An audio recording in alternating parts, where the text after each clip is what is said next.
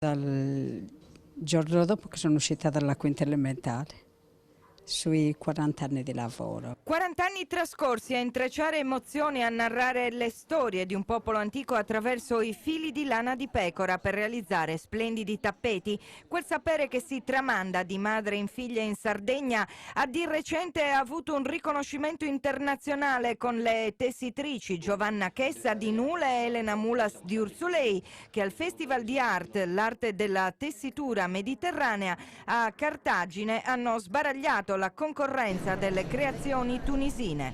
Di mio ho portato un tappeto che ho disegnato io e tinto con le tinte di erbe.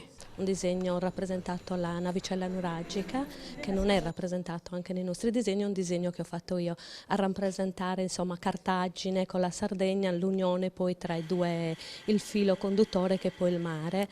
Il concorso è stato organizzato da Assadaka Sardegna, centro italo-arabo del Mediterraneo, insieme al partner tunisino. È nato al fine di avvicinare la Tunisia e la Sardegna, la sponda sud e la sponda nord del Mediterraneo, attraverso l'arte della tessitura. Il segreto è la pazienza, la passione, l'amore per il proprio lavoro e per la propria terra, per la nostra cultura, perché poi noi siamo portatrici di questa cultura, è un peccato che sparisca.